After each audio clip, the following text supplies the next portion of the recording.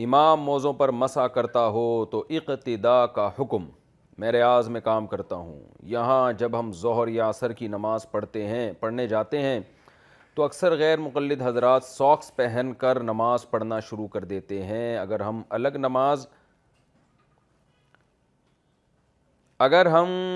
نماز پڑھنے کی کوشش کرتے ہیں تو ساتھی ہمیں جماعت میں شریک ہونے کے لیے کہتے ہیں۔ اس مسئلے کی وضاحت فرما دیں۔ شمس غفران انڈیا سے۔ اگر آپ کو معلوم ہے کہ جو امام ہے اس نے ان موزوں پر جو عام طور پہ آج کل ساکس پہنے جاتے ہیں، جسے پہن کے آپ شوز بھی پہنتے ہیں اس کے اوپر،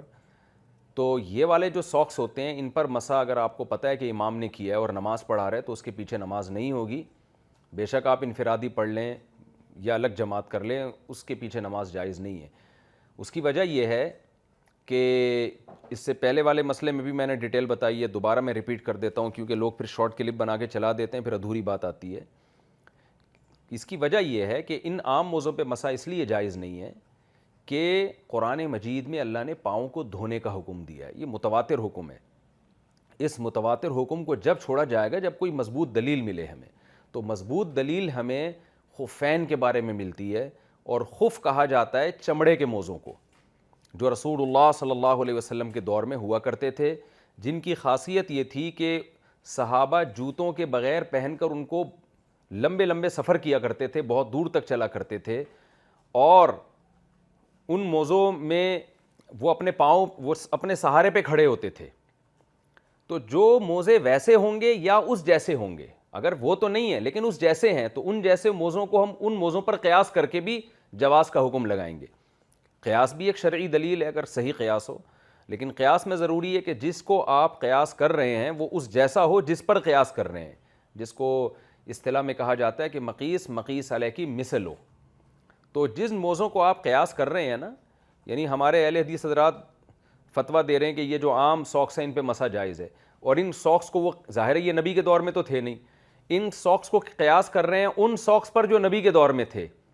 تو قیاس جب کیا جائے گا جب دونوں آپس میں میچ کرتے ہوں، تو یہ میچ ہی نہیں کرتے، وہ موزوں میں بالکل ایک الگ ٹائپ کے موزے تھے۔ آپ نے حدیث سنی ہوگی کہ ایک پیاسا شخص کنویں میں اترا اور اس نے پانی پیا اور کتے کو دیکھا کہ وہ کیچڑ چاٹ رہا ہے، تو اس نے اپنے موزے میں پانی بھر کے اس کتے کو پلایا،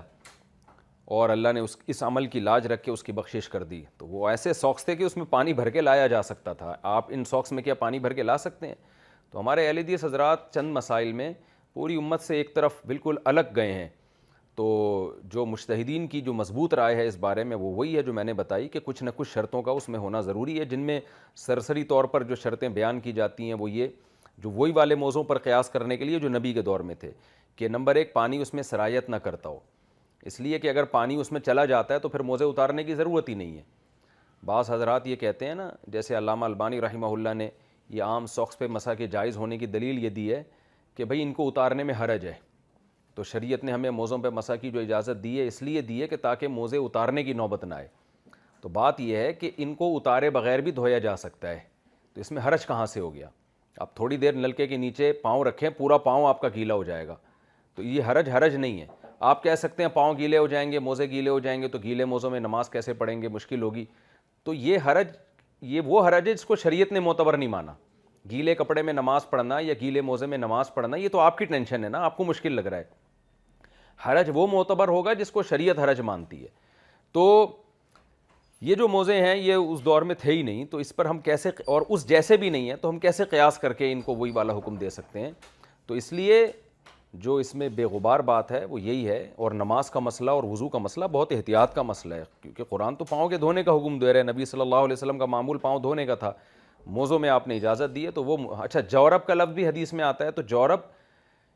اس سے بھی ہمارے اہل حدیث حضرات کہتے ہیں کہ جورب جو ہے یہ موزوں کو کہتے ہیں، یہ خفین کو نہیں کہتے۔ تو جورب کا لفظ لغت میں خفین پر بھی اطلاق ہوتا ہے اور عام موزوں پر بھی اطلاق ہوتا ہے، تو یہاں جورب سے مراد خفین ہے، کیونکہ باقی حدیثوں میں سب میں خفین کا لفظ آیا ہے، اور وہ جورب جو جس میں یہ صفات ہوں، یہ خاصیتیں ہوں، کیونکہ صحابہ اسی جورب کو پہن کے لمبے سفر کرتے تھے اور اسی کو جوتوں کے قائم مقام استعمال کیا جاتا تھا، تو اس لیے اس میں یہ شرطوں کا پائے جانا ضروری ہے کہ اس میں پانی سرایت نہ کرتا ہو، کیونکہ اگر پانی سرایت کرتا ہے پھر تو موزے اتارنے کی ضرورت ہی نہیں ہے، پھر تو آپ موزوں سمیت پاؤں کو دھو لیں۔ دوسری شرط فقہا نے بیان کی ہے وہ یہ بیان کیا کہ وہ اپنے سہارے پہ کھڑے رہ سکتے ہوں، کیونکہ وہ جوتوں کے قائم مقام ہوتے تھے جو صحابہ کے دور میں. اور تیسری شرط جو بیان کی گئی ہے کہ اتنے باریک نہ ہوں کہ اس میں سے پاؤں جھلکتا ہو، اور چوتھی شرط یہ کہ اسے پہن کے دور تک چلا جا سکتا ہو. تو یہ شرطیں جب تک نہیں پائی جائیں گی تو ہماری رائے میں مسح جائز نہیں. اور یہ جو عام ساکس پہ مسح ہے یہ تو بہت ہی کمزور دلیل ہے. تو بعض لوگ یہ اعتراض کرتے ہیں کہ پھر ہم الگ جماعت کریں گے تو پھر قواریت پھیلے گی اس سے اور مسلمانوں کی اجتماعیت ٹوٹے گی. دیکھیں اجتماعیت ٹوٹنے کے لیے، اجتماعیت ٹوٹنے سے بچانے کے لیے جو آدمی شاذ قول پر عمل کر رہا ہو نا، اسے کہا جائے گا کہ جمہور کے قول پر عمل کریں، نہ کہ جمہور کو کہا جائے گا کہ انفرادی آراء کو آپ اختیار کرنا شروع کر دیں. تو عرب ملکوں میں جو امام ان عام ساکس پہ مسح کر کے نماز پڑھا رہا ہے اس کو کہا جائے گا کہ بھائی تم ٹھیک ہے، اگر تمہاری رائے یہ ہے بھی تو فرض تو نہیں ہے نا یہ. اور یہ کون سا تم کوئی قحط زدہ علاقے میں ہو جہاں پاؤں دھونا مشکل ہو رہا ہے تمہارے لیے، یہ اتنی شدید سردی پڑ رہی ہے کہ تم مر جاؤ گے، ہر جگہ گرم پانی دستیاب ہے، تو آپ کیوں لوگوں کی نمازوں کو شک میں ڈال رہے ہیں؟ آپ کیوں ایک اختلاف پھیلا رہے ہیں؟ تو آپ جمہور کی رائے پر عمل کر لیں. آپ جب انفرادی نماز پڑھیں تو آپ ٹھیک ہے، آپ اپنی رائے پر عمل کریں، آپ سمجھتے ہو کہ آپ کی یہ تحقیق ہے. لیکن جب آپ ایک امت مسلمہ میں ایک عمومی امام ہیں، آپ کے پیچھے فقہ حنفی کو فالو کرنے والے بھی نماز پڑھ رہے ہیں، فقہ شافعی کو فالو کرنے والے بھی نماز پڑھ رہے ہیں، اور فقہ حنبلی کو فالو کرنے والے بھی، فقہ مالکی کو فالو کرنے والے بھی، تو بہت سے لوگوں کی رائے یہ ہے کہ اس طرح سے نماز نہیں ہوتی، بلکہ مضبوط رائے اور تقریباً جہاں تک مجھے معلومات ہیں تقریباً اس پر اجماع ہے. تو اس لیے اس امام کو ملامت کی جائے گی کہ بھئی تم اجتماعیت کو برقرار رکھنے کے لیے آپ یعنی یہ کام نہ کریں، آپ پاؤں دھو لیں. جب آپ انفرادی نماز پڑھیں تو پھر آپ جیسے چاہے وضو کریں، آپ مسح کریں نہ کریں وہ آپ کا مسئلہ ہے. جب نماز پڑھائیں تاکہ سب کی نماز آپ کے پیچھے درست ہو جائے اور یہ اختلاف نہ ہو. تو اس لیے ہمارا موقف تو اس بارے میں یہی ہے کہ اگر کوئی شخص امام جس کے بارے میں آپ کو پہلے سے پتہ ہو کہ وہ عام موضوع پہ مسح کر کے نماز پڑھاتا ہے تو پھر آپ اس کی اقتدا میں نماز نہیں پڑھ سکتے. آپ کو چاہیے کہ پھر آپ الگ نماز پڑھیں. البتہ لڑیں نہیں، مسجدوں میں امام کی توہین نہ کریں، اس سے بحث نہ کریں. مسجد کے امام کا بہرحال ایک مقام ہوتا ہے، تو اس سے بحث مباحثہ نہ کریں، لڑائی جھگڑا نہ کریں، اپنی الگ سے جا کے نماز پڑھ لیں، یہ زیادہ بہتر ہے آپ کے لیے. گھر کی قسطیں باقی ہوں تو زکوٰۃ کا حکم. میں نے 2 پلاٹ انسٹالمنٹ پہ خریدے ہیں جن کی قیمت 35 لاکھ روپے بنتی ہے جو مجھے 4 سال میں ادا کرنی ہے. اس میں سے 10 لاکھ ادا کر چکا ہوں، باقی 25 لاکھ کو 3 سال میں ادا کروں گا. اس وقت میرے پاس 15 لاکھ روپے کیش پڑا ہوا ہے اور میری بیوی کا زیور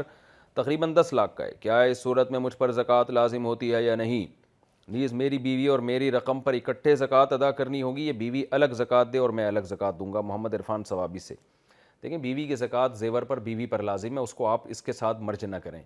بے شک بیوی کی پرمیشن سے آپ اپنی جیب سے زکوٰۃ دے دیں تو ہو جائے گی، لیکن اس کا نصاب اور اس کا نصاب کو مکس نہیں کیا جائے گا.